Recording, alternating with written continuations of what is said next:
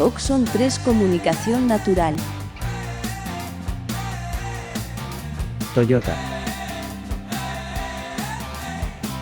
Nuevo Espacio Elite. San Miguel. Coca-Cola. Universidad de Oviedo. Acción Cultural Española. El Ayuntamiento de Gijón y el Gobierno del Principado de Asturias. Patrocinan y colaboran con la 36ª edición de la Semana Negra de Gijón.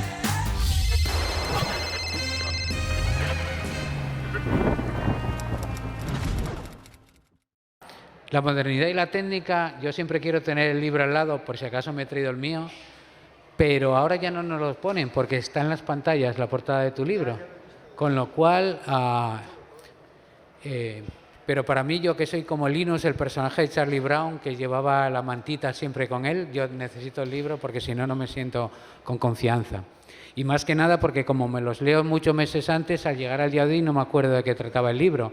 Entonces lo tengo subrayado y eso para saber qué tengo que preguntar. Y bueno, primero de todo, es un honor para nosotros tener otra vez a Víctor Claudín, y más en esta época que bueno, aparte del nuevo libro de Tentenublo, ha salido también un libro del que podríamos haber hablado, pero no ha sido posible, que es la historia de la revista Ozono, donde tú fuiste... Bueno, además estuvo el director ya, ¡buah!, maravilloso.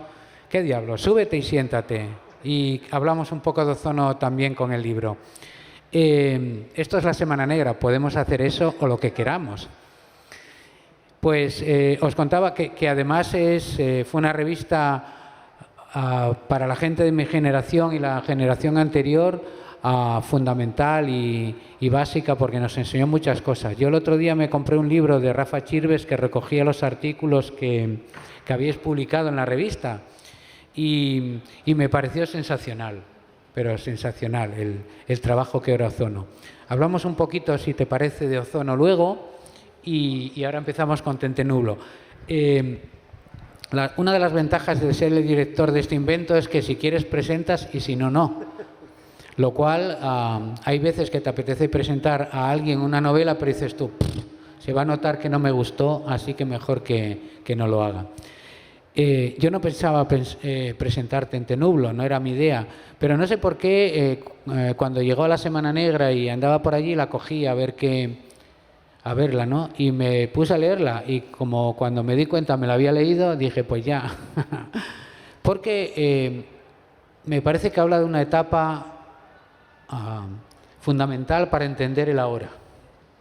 Para entender el año 23 creo que es importante entender estos años 80 que tú cuentas en esta novela.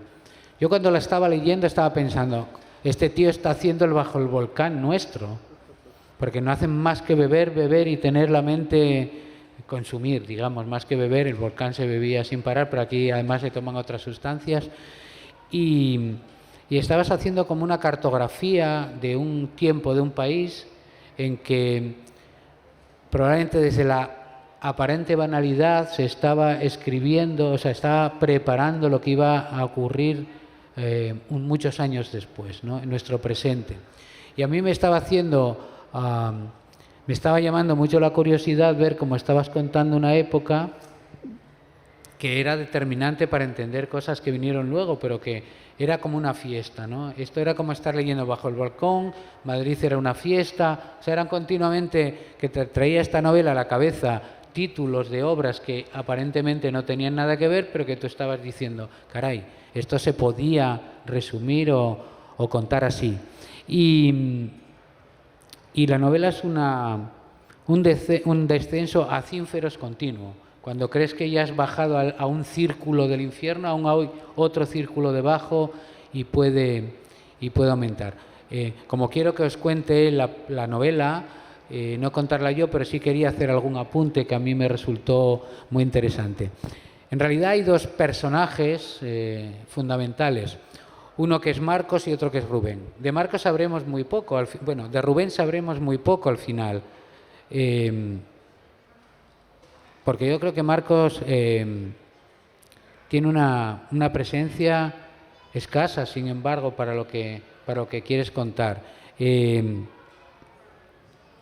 yo sí te quería preguntar antes, ¿cuántos Rubén conociste en esta época para contar? Y otra pregunta que puedes responder también luego es ¿cuánto tiene de autobiográfico esta historia?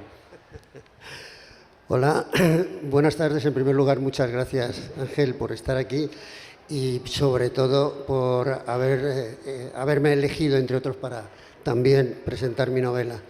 Estoy muy contento.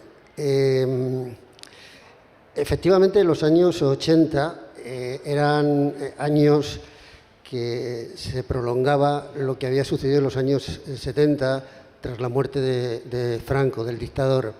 Eran años de ebullición tremenda, de ebullición creativa, de ebullición social, de ebullición de ilusiones, de esperanzas, de anhelos.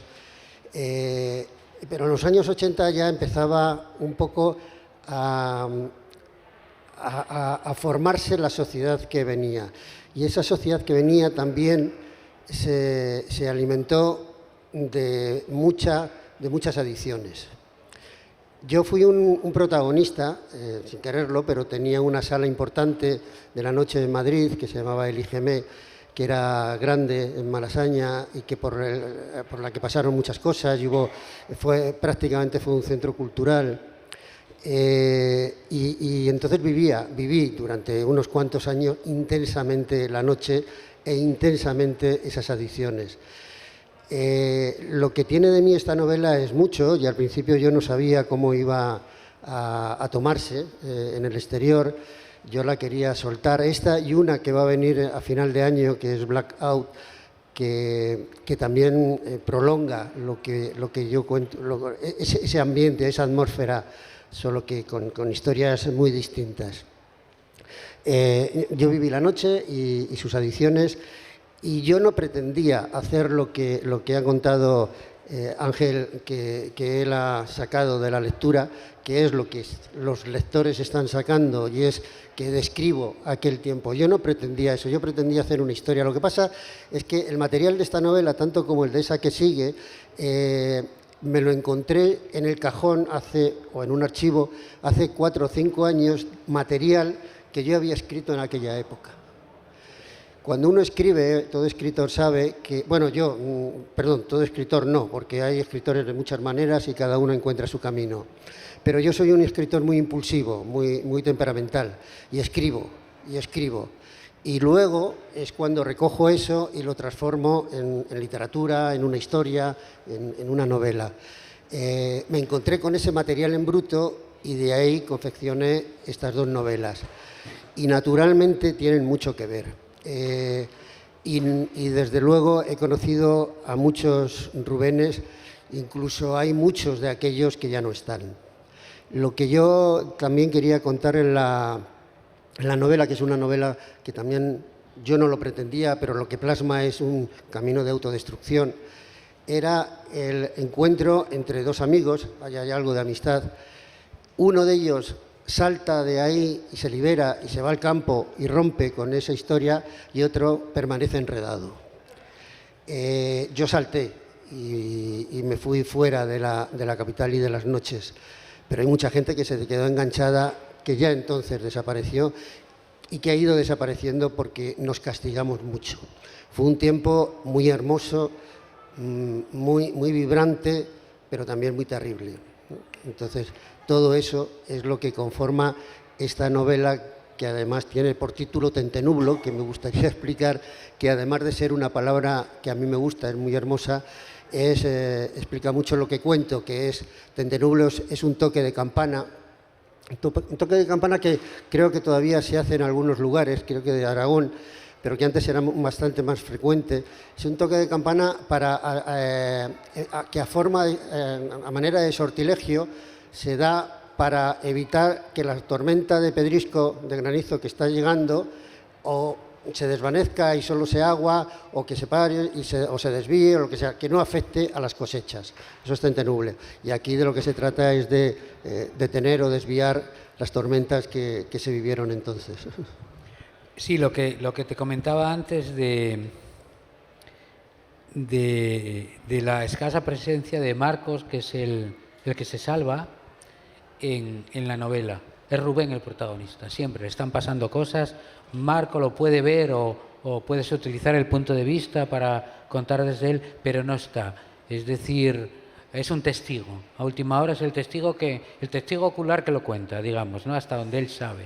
Porque Rubén es una historia compleja, aparentemente sencilla, pero tiene muchos niveles, se va desarrollando en tramas diversas, microtramas, diría yo, que van sucediendo, se va describiendo esa sala. Yo no estuve, o sea que quizás el elígeme, esos lugares de la noche madrileña semiocultos, los lugares donde hay que llamar en un portachón para que te dejen entrar. Verdad, totalmente verdad. Y tal, que vas contando, ¿no? Y que en realidad son entradas al precipicio. O sea, sabes que cuando entra allí el personaje, aquello, el 95% de posibilidades de acabar mal y el 5% de acabar aún peor. No hay... pero el personaje va entrando, ¿no? Y entonces como es buen escritor, te hace pensar, pero no lo hagas.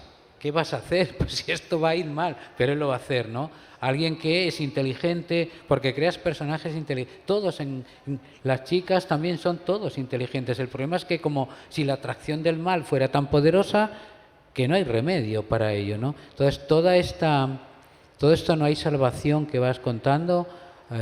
Es que lo piensas así, es solo porque es novelado y hay que exagerarlo. Un poco más, desarrolla un poco más si puedes esta idea de ese momento que tú calificas maravilloso y terrible. Bueno, prácticamente lo estabas explicando tú muy bien. Sí, es una noche, me refiero a la noche como tiempo histórico, una noche gozosa, una noche en la que se pasaba muy bien, en la que tenías fácil acceso al sexo, en la que la coca era de dominio público, vamos, sobre todo en muchos ambientes, no solamente en el del espectáculo, o en el de la noche, o en el de la cultura donde yo me movía, no, en muchos otros ambientes la coca era un elemento dominante casi de las relaciones. Y era muy fácil, muy accesible. Y por supuesto no digamos el alcohol, que ha sido, es y será una de las adicciones más poderosas y que más daño hacen a la sociedad. Bueno, pues ese mundo tan atractivo atrapaba automáticamente, tú te dejabas llevar. Claro, yo tenía una vida, yo además tenía dos trabajos, era director de comunicación e imagen del Teatro Español durante 2 años. Y durante 2 años estuve conciliando eso con esa sala, el IGM, que era muy grande, tenía una capacidad, hacíamos conciertos. Durante 1 año Sabina fue socio mío. Bueno, teníamos, yo llegaba por la noche y acababa a las 3, a las 4 de la mañana, nos íbamos al After Hours, que es la época en que se pusieron de moda, y a las 7 de la mañana o algo así dormía o no dormía y me iba a mi otro trabajo. Afortunadamente era un jefe y me permitía ciertas licencias. Bueno, fue un tiempo tremendo. Yo al cabo de los 2 años tuve que parar. Me corté con el Teatro Español porque el otro era más mío. Estuve 2 meses viajando y para serenarme un poco, porque aquello era una bestialidad. Pero todo lo vivíamos allí.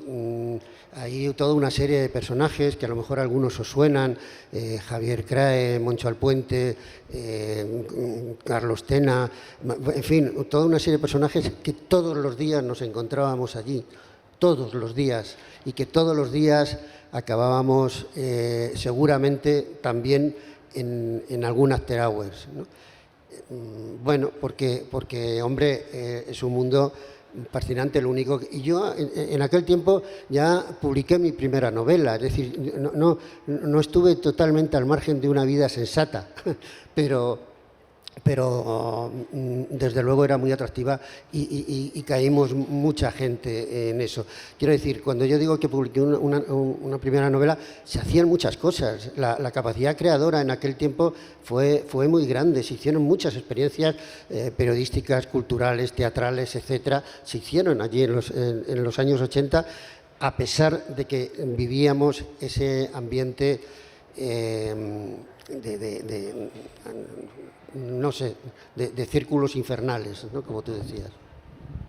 Y en ese momento, los que habíais tenido una experiencia anterior de militancia política o de activismo o esto, siempre nos resulta curioso, visto desde el tiempo, cómo fue ese salto, ¿no? Cómo se pasó. Rafa Chirves lo dice muy bien en el libro, dice, me fui a ser profesor de Madrid, vivía en Madrid, se fue a ser profesor un año a Marruecos, dice, el día que me fui estuve en un concierto de Lluís Llach, que teníamos todos el mechero así encendido.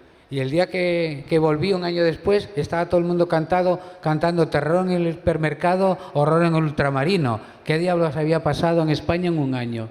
Es decir, este libro habla un poco de eso sin hablar de ello directamente, ¿no? De todas formas, hay que tener en cuenta que se ha hecho muy famoso la movida, ¿no? La movida fue un movimiento, yo creo que bastante superficial, frívolo, que fue aprovechado y fomentado desde instancias del poder precisamente para canalizar y tranquilizar las aguas de revuelta que existían en las ciudades, porque no solamente fue en Madrid, en las ciudades. Elígeme, como he dicho, que era una sala de noche, pero era una sala de conciertos, que habían 300 personas y en algunos conciertos metimos a 500 o 600. Era un verdadero centro cultural. De hecho, cuando se hizo en tiempos de Juan Barranco, cuando el Partido Popular ganó la alcaldía de Madrid, empezamos a tener problemas hasta que hubo ya un enfrentamiento poderoso entre la sala y el concejal del distrito al que le correspondía, que se llamaba Ángel Matanzo España, que era un carnicero y era un verdadero fascista. Nosotros hacíamos pues los primeros actos del Comité Antisida de Madrid, se presentaban en la sala. El Congreso de Juventudes de izquierda no sé cuál se hacía allí, les dejábamos la sala para todo. La Asociación de Amigos de Derivados del Cannabis se presentaba allí. Naturalmente se presentaba la Asociación de Derivados del Cannabis y a los 3 días o a las 3 semanas estaba Juan Barranco allí y automáticamente salían titulares en que el alcalde de Madrid era un drogadicto, ¿no? Pues esas cosas que se exageran un poquillo. En fin, hacíamos presentaciones. Una de las veces, cuando estábamos reunidos en una de las muchas broncas que tuvimos con el concejal Ángel Matanzo en su despacho, le presentaron una nota a su secretaria, le metió, y cuando la vio puso la voz en grito, dijo, ¿pero esto qué es? Las únicas tertulias que se hacen en la noche son las tertulias del MUS. Y es que era un telegrama del rector de la Universidad Complutense de Madrid solidarizándose con el Elígeme porque hacíamos sesiones universitarias, discusiones de filosofía que daban puntos, o no me acuerdo del qué. Es decir, era un verdadero centro cultural. Respondiendo a tu pregunta, se continuó eso. Los que teníamos conciencia seguimos haciendo eso. Y nos divertimos mucho en el Rocola y escuchando a otros grupos, pero el Elígeme era un sitio en donde estaban los cantautores, donde se recogía a todos, además no solamente de Madrid, sino en general de España, porque enseguida tuvo suficiente fama para que los que fueran a Madrid iban a ir a la sala Elígeme a presentar sus discos o a hacer sus conciertos. O sea que esa parte rebelde, que sobre todo se dio en los años 70 y sobre todo hasta la victoria del PSOE, ahí es donde ya se empieza el declive, digamos. Hay gente que la mantuvimos en la práctica y dimos un contenido, cuando hacíamos algo para la noche, un contenido cultural. Oye, una curiosidad personal, ¿el nombre se lo pusisteis por el título de la película? Sí, es más, nosotros hicimos una empresita con la que manejábamos esto que se llamaba Inquietudes. Y queríamos haber hecho porque hicimos otras experiencias, un cabaret en el Círculo de Bellas Artes, que lo hacíamos un día a la semana, hicimos otras cosas, y a otra de las experiencias le quisimos poner Los Modernos y acabar siendo la cadena Rudolf. Bueno, después de todo esto es el ambiente en el que esta historia sucede, que Esto no sale en la novela. Pero realmente sí que sale, en el fondo es la impresión que sacas. Y también que esta novela me interesó porque es una reflexión sobre el amor. Y es curioso porque es una historia muy dura, al amor y el desamor, evidentemente, porque aquí va ligado. Y lo estaba hablando ayer o antes de ayer, y la Semana Negra para mí es el día de la marmota, todos son el mismo día, me levanto, suceden las mismas cosas y acabo sentándome en el mismo sitio. Entonces no sé cuándo, pero estaba Marta Robles hablando de su libro, de parejas conflictivas y lo que, o no, pero que lo que eso genera en la creatividad, y al final es un tema del amor y el desamor, ¿no? Muy freudiano. Y vamos a tener otra novela aparentemente en las antípodas de esta de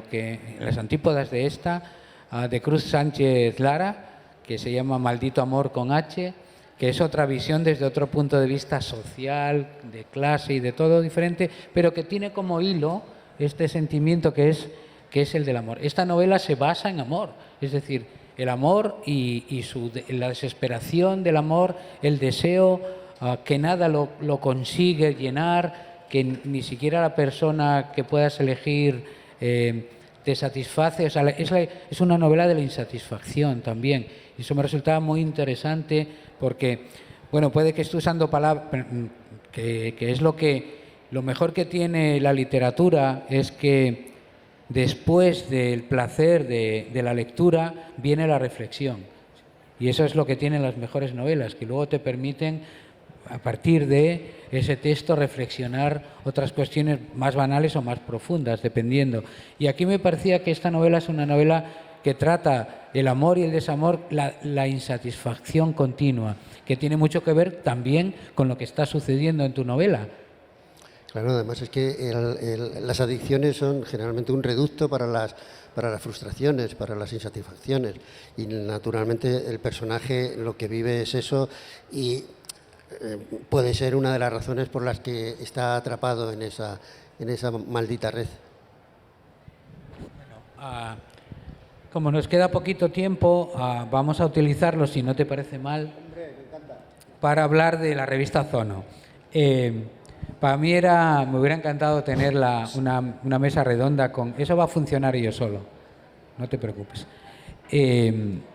En que pudiéramos hablar las revistas que para mi generación fueron míticas, ¿no? Ozono, El Viejo Topo, Ajo Blanco, claro, las revistas que de alguna manera, Star, donde yo trabajé, las revistas que de alguna manera conformaron otra visión del mundo que existía y que nos abrieron puertas, ¿no? Decía que acaba de salir el libro de Rafa Chirves. Él decía, bueno, me llamaron porque conocían a uno que escribía de literatura y dijeron tú, porque allí lo que se sabía era de música. Cuéntanos un poco porque yo lo que oía es que Gonzalo García Pelayo, no sé quién es, Juan de Pablos, bla, bla, estabais conformando una revista musical. ¿Cómo eso se transforma en una revista musical en Ozono? Sí, bueno, buenas tardes. Gracias, Ángel, por haberme dado esta oportunidad de contar muy rápidamente lo que ha sido el libro que hemos preparado Víctor y yo, con la participación de mucha otra gente. Ozono tuvo dos momentos. El primero, el momento inicial, que fue el año 75, que era una revista musical, fundamentalmente de música. Su título era Revista de Música y otras cosas, y entonces el componente musical ahí era pues muy fuerte, el 80%, algo así. Ya escribía Rafa Chirves, hacía crítica literaria en Ozono en esa primera etapa. Y lo que sucede es que esa primera etapa económicamente se hunde, se viene abajo, se viene en el sentido de que económicamente no es capaz de salir adelante, y entonces el impresor de la revista, la persona que se había hecho cargo de la impresión, pues le ofrece a la gente que la estaba haciendo, que era este grupo que tú has mencionado, Álvaro Feito, que era el director en la primera etapa y subdirector en la segunda, y el resto de la gente, pues Manuel Domínguez, el propio Rafa Chirves, una serie de gente más, les propone continuar, pero con otro equipo. Entonces yo estaba trabajando con esta persona, con el impresor Felipe Cantos, de Editorial Felmar, y entonces me encarga que asuma la continuidad de la revista, pero dándole un enfoque muy distinto. Esa primera etapa del cambio comienza en el año 76, me acuerdo, pues con dos recitales muy importantes que hubo en Madrid, uno de Lluís Llach y otro de Raimon. El de Raimon pues, fue la primera vez que yo iba a un recital grande, que escribí una crónica de un recital. Para mí fue en el Palacio de Deportes, una cosa más política, bueno, musical, pero con un componente político. Se presentó la Plata Junta allí. Claro, exactamente. Entonces había dos y Fraga prohibió el segundo. Un recital absolutamente inolvidable, ¿no? En Madrid, pero donde todo el mundo cantó en catalán y donde todo el mundo gritó pues, libertad, amnistía, estatuto de autonomía. En fin, el estatuto de autonomía no estaba muy claro para qué era, porque que era para Cataluña, que no tenía mucho que ver en Madrid, pero bueno. El caso es que la revista da ese giro a partir de enero del 76 y bueno, pues duró 4 años justo más, hasta finales del 79, noviembre del 79, que es el último número, el número 50, que es cuando termina por razones económicas exclusivamente, o sea, hubo varios procesos, yo fui a Tribunal de Orden Público en alguna ocasión, pero vamos, la revista no la cierra, sencillamente se deja de hacer y tal. Y bueno, y el libro que hemos preparado Víctor y yo, pues para recordarlo, pues ha sido eso, un recordatorio. Lo que hemos hecho ha sido recuperar todos los números, las portadas de todos ellos, todos los sumarios, colaboraciones de gente que estuvo en aquel momento, recuerdos a los muertos, a la gente, como antes decía Víctor, que ya no están con nosotros, pues el propio Rafa Chirves, Alberto Corazón, que hizo las maquetas y los diseños. El grandísimo diseñador. El gran Alberto Corazón, Manu Leguineche, que fue editor durante unos cuantos meses en esa etapa de cambio, y algunas otras personas, pues Juan González Álvaro y Eduardo Arroibás, que ha hecho la reseña Víctor, y alguna gente que colaboró y que ya no está con nosotros, ¿no? Y bueno, con todo eso hemos montado un libro grandote, porque es del tamaño de la revista, para que se pudiera leer bien, y bueno, pues lo hemos ofrecido a la gente, en parte a la gente que vive, como un ejercicio de nostalgia, y en parte para que ver el sentido que tuvo Ozono. Ya con eso termino. Es que yo creo que era una revista, lo que luego se llamó alternativa, es decir, que intentaba aglutinar a muchos diversos planteamientos diferentes, con enfoques distintos, empezando por los políticos, pero no solamente los políticos. El feminismo tuvo un papel muy importante en la revista, el ecologismo, que era una cosa que hoy día el feminismo y el ecologismo nos parecen normales, pero que en esa época todavía estaban echando a andar, y los temas de vida cotidiana, ¿no? Todos los temas relacionados con la vida cotidiana. La salud mental también tuvo un papel importante, la antipsiquiatría, en fin, todas esas manifestaciones colaterales a lo político, pero teniendo muy claro el papel. Estamos hablando de los años inmediatamente posteriores a la muerte de Franco. La revista todavía surge en vida de Franco, y los primerísimos años de la transición. O sea, todavía no es la movida que nos ha estado contando Víctor y que tú has comentado es un poquito después, ¿no? Pero esto es un poco los años centrales antes de la movida.